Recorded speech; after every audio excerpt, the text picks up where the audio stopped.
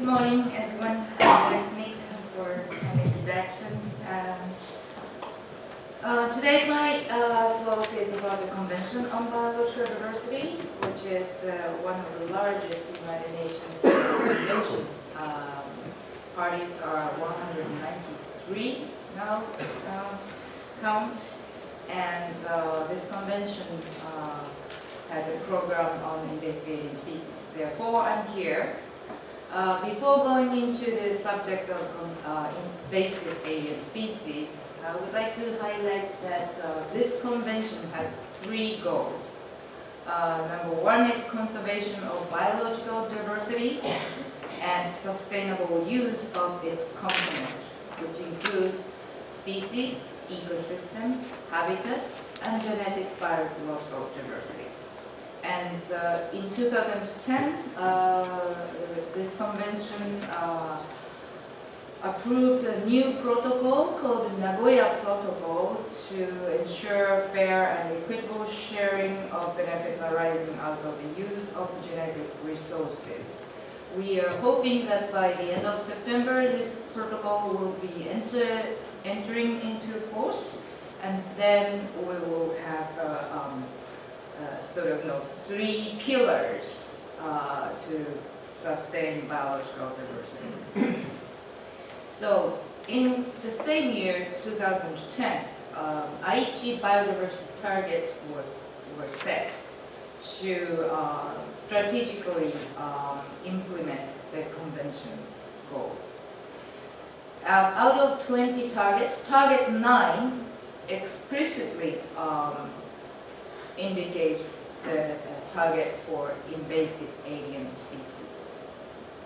So by 2020, invasive alien species and pathways are identified and prioritized. Priority species are controlled or eradicated, and measures are in place to manage pathways to prevent their introduction and establishment. So it is very ambitious, and this is a global target. So each country can set their national target, and Canadian target, which may be presented the speaker, is pretty much close to the global target, and I am very excited. And this convention has one article explicitly saying about the alien species, which states each country contracting party shall, as far as possible and as appropriate, prevent the introduction of, control or eradicate those alien species which threaten ecosystems, habitats, or species. This is legally binding article, so every contracting party shall work towards this goal. In 2002, one of the epoch-making principle was adopted under this convention.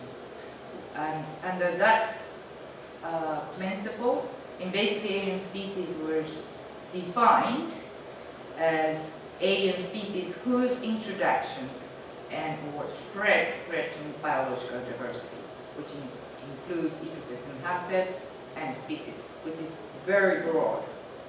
And of course, aquatic environment is included. Alien species is defined as species, subspecies, or lower taxon.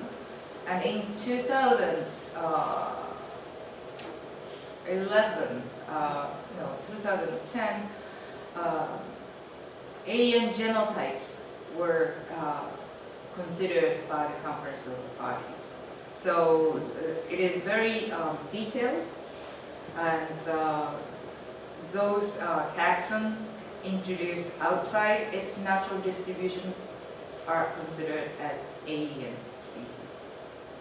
And this includes any parts, gametes, eggs, or propagules of such species that might survive and subsequently reproduce. So the issue here is that these are conceptual definition. It is very difficult to identify that substance. This is hazardous for the environment. And also identification issue has been raised many times because there are not many taxonomies exist in this world, and those any parts, gametes, eggs, they are less characteristic and very difficult to identify. For example, in a contaminants in commodities. So, I would like to point out two things about the invasive alien species. It is a part of biodiversity, so any human beings doesn't have a perception that invasive alien species is really hazardous to biodiversity. And second point is that, okay, pests, they are very harmful for plants. Diseases, they are very harmful for animals and humans. However, these are subsets of invasive alien species. If you are wearing the glasses of International Plant Protection Convention, they would say pests are invasive alien species. Pests are more big notion, but that is not true. So biological diversity is composed of all animals, plants, and microorganisms. They are safe. If it is moved outside natural range, they are considered as alien species, but this is conceptual. Not all of alien species are harmful, but some of them, nearly 10–12% are known, became invasive. Only a part of it is counted as plant pests by the government with appropriate risk analysis. Some are animal diseases, some are human diseases, and others are impacting on biological diversity by outcompeting food or giving strange interaction between species. And then, since it is related to movement of or relocation of species from one place to another, international trade community considers the issue of invasive alien species. So World Trade Organization's Sanitary and Phytosanitary Agreement covered some of the guidelines for plant pests through International Plant Protection Convention, IPPC, animal diseases through the member states of OIE, World Health Organization for Animal Health, and for human diseases, of course, WHO in collaboration with FAO. These are considered as standard-setting organizations recognized by SDS agreement. And for other movements in aquatic environment, International Maritime Organization provides guidelines on ships and large or small vessels in marine environment. CBD covers all of them, and Article H and the guiding principle that I am going to explain a little bit covers all of them. Therefore, CBD has close collaboration with each standard setting organization and working together to fill the gap of the existing guidelines.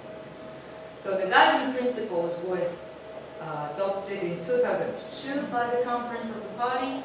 This is non-binding. However, this is very useful tool for the government to develop effective national strategies on protecting biodiversity. So national authority may consider precautionary approach. This is nearly equal to the word risk analysis. And three-stage hierarchical approach, this is very CBD type approach because the environment we are looking for after is really huge. So it's not only the measures on entry phase, once it is established in the field, we have to take care of it, and if it is further spread, the third stage, we also have slightly different measures from the entry point. The ecosystem approach, we don't stick to species only, we consider ecosystem. and role of states are stipulated in this guiding principle. Border control and quarantine measures takes a very important role to prevent interaction. It's not only the work for the government. The guiding principle invites academics, all stakeholders, industries to work together with the government to conduct risk analysis with the rich knowledge on biological diversity, continue research and continue in situ monitoring, and educate the public, exchange information, and provide the surveillance information to the public. And cooperation is important. If the community doesn't have the capacity to address invasive alien species, if you have knowledge, please provide them for them to be able to address invasive alien species. I said 3 hierarchical approach is very CBD type because there are 3 stages.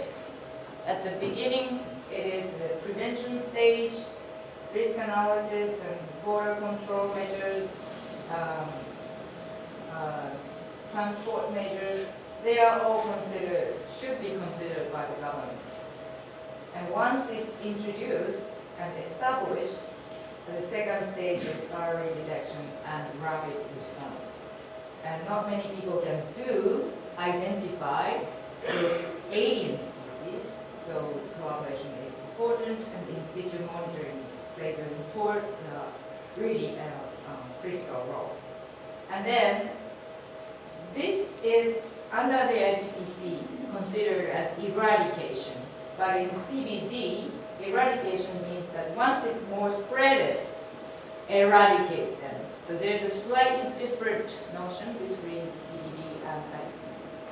But another important thing I would like to highlight is the cost of management is really exponentially grow if the stage becomes later. So prevention is the most effective, cost-effective, and something we can rely on, because in the continental environment, eradication is perhaps more than difficult, some are impossible. I'll skip this. So I said international regulatory framework,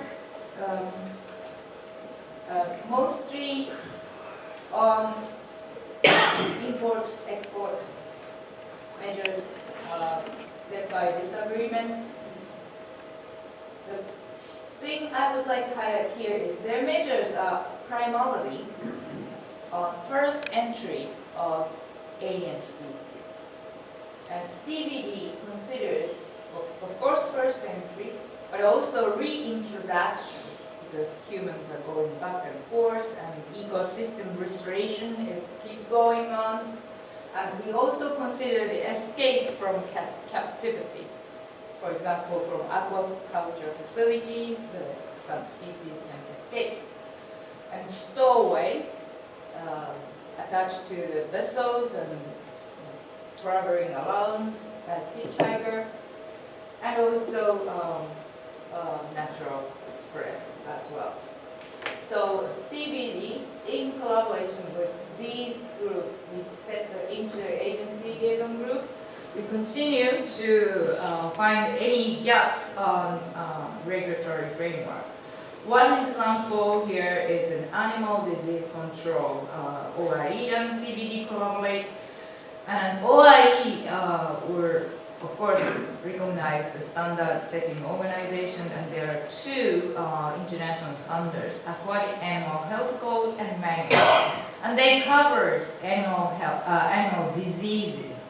So they provide a risk analysis tool for disease risk, and they included some of the disease-positive agents that happened in wildlife. And you may remember the batrack chytrid endocrinopatitis threatened amphibians in South America a few years ago. And luckily, those amphibians are used in laboratory and human food consumption. OIE responded quickly to list the disease, and this became an international standard. And once the OIE recognizes those diseases, every member state will be obliged to notify other member states on its outbreak. And last year, OIE developed a new surveillance system on top of the existing listed diseases surveillance system to report outbreaks in wildlife. So this is very good progress. And also OIE produced new guidelines for assessing risks of non-native animals becoming invasive. And this is very epoch-making because this has been a very big gap to assess risks of animals against animals. IPPC had provided the risk analysis standard for plants to protect plants.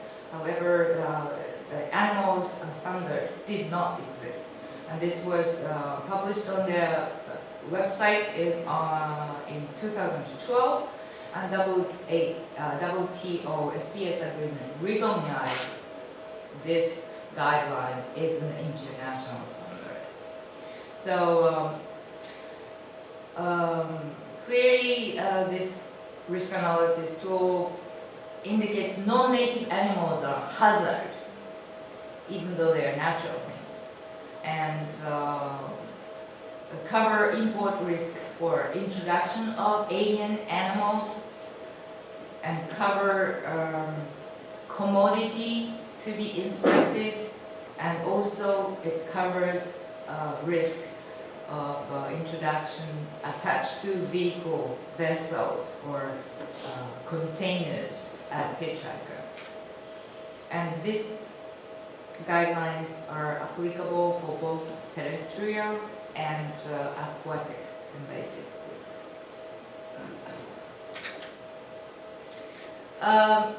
Another important issue for this audience is the escape from aquaculture, and also pet aquarium species or live bait released to the nature, and live food for human consumption.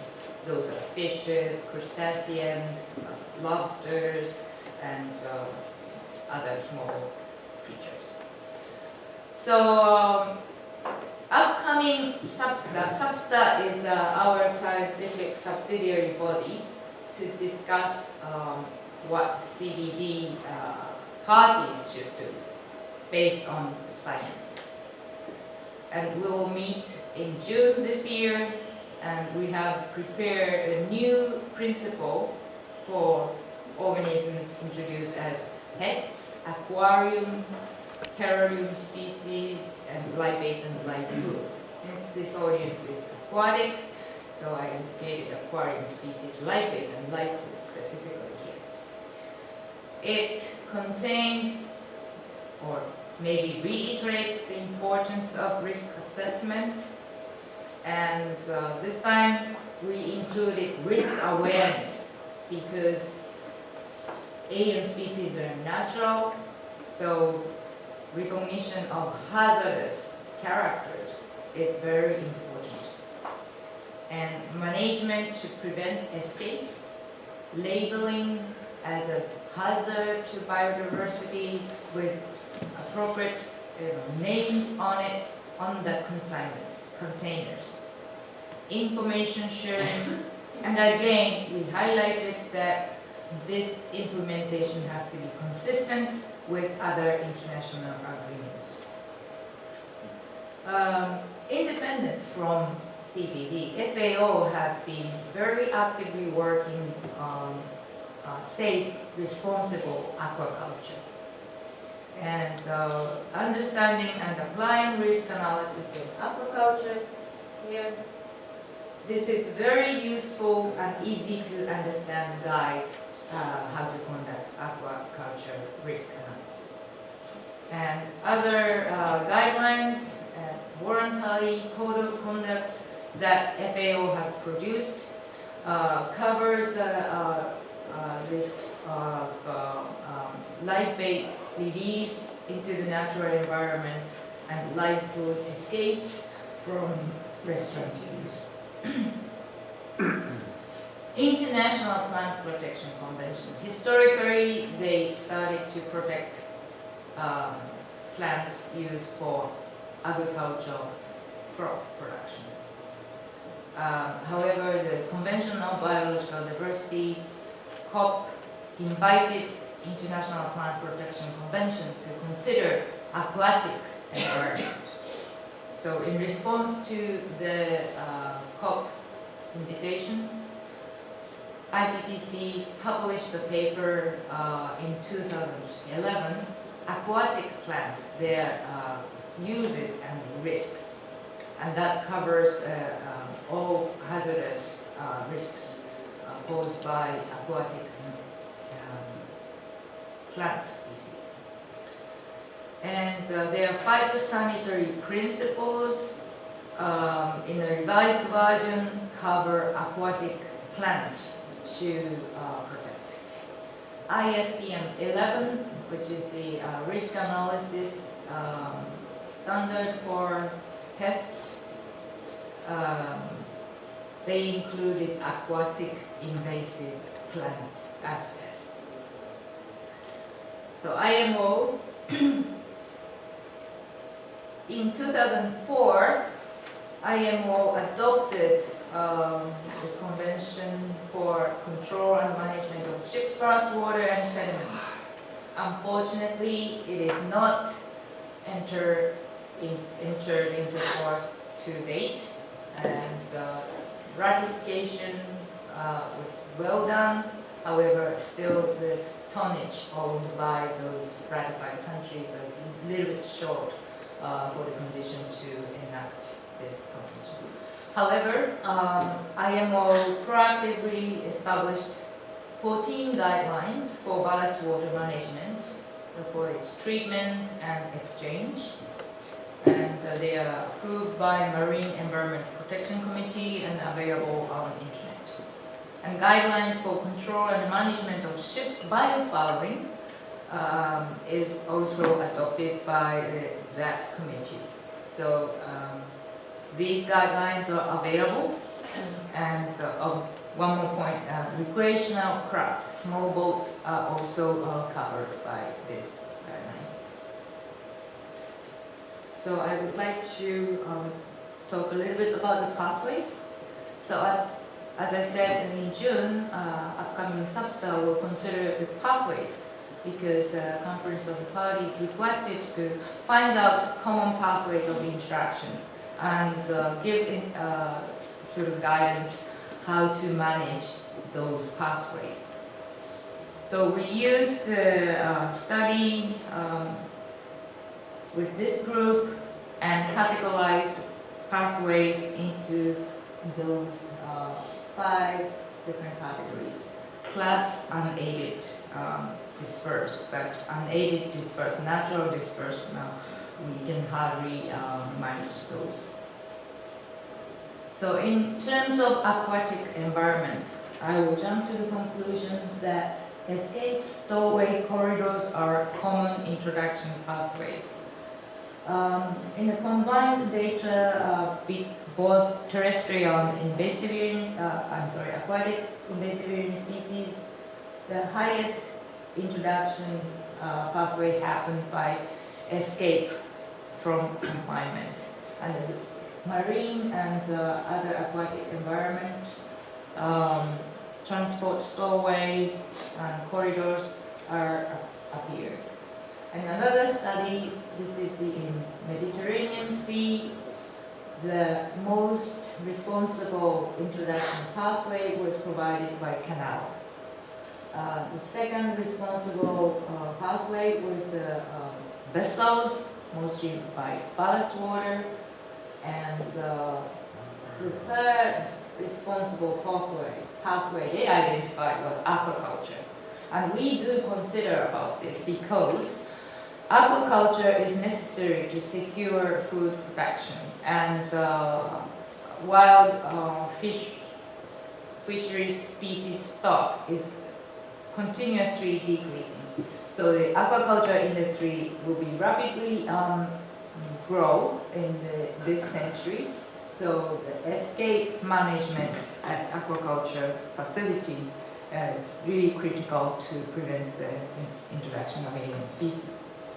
So again, at SABSA in June, we will discuss about the pathway management and how the parties can prioritize those pathway management. Oh, I would like to highlight a little bit here regarding the management of corridors. We haven't included the information in the pre-session document because of some uncertainty. So I am excited being here to hear your suggestions about the management of corridor. Another information is that the Executive Secretary of the CBD invited major database providers on invasive alien species information for them to work together with us to make information more freely and globally accessible. That will improve the knowledge of alien species globally, and also knowing the occurrence of invasion in neighboring countries would facilitate the preparation of management for those coming nearly invading into those species in your country. So this is my sort of summary. I can stop right now. Oh, keep going. Okay. Introduction of alien species may continue to grow in this century, and hazard recognition is still limited among stakeholders. And precaution is needed because infestation takes some time, and for animal species at least 5 or 10 years, and some of the plant species it may take 100 years. So precaution is important, and priority species to manage is not yet identified in many countries, and experts' support is needed. And priority pathways are not yet identified in many countries, and in terms of aquatic environment, please consider and give us information about the incidence of introduction through corridors, escapes from aquaculture facilities and aquaria, and stowaways, hitchhikers. And I didn't have a chance to mention about the climate change influence and landscape change influence on biological invasions. We are seeking more chances to develop decision-making tools, taking into account those changes. Some silver lines, perhaps somebody who are sitting here led some of those good practices, and I thank to CAISN and also Great Lakes regional collaboration. Those good signs are coming, so we would like to highlight that this coming COP will produce Pyeongchang roadmap to achieve Aichi targets by 2020. And I really hope that aquatic environment, target 9, will meet the achieved by 2020 with active implementation of those guidelines. Thank you very much.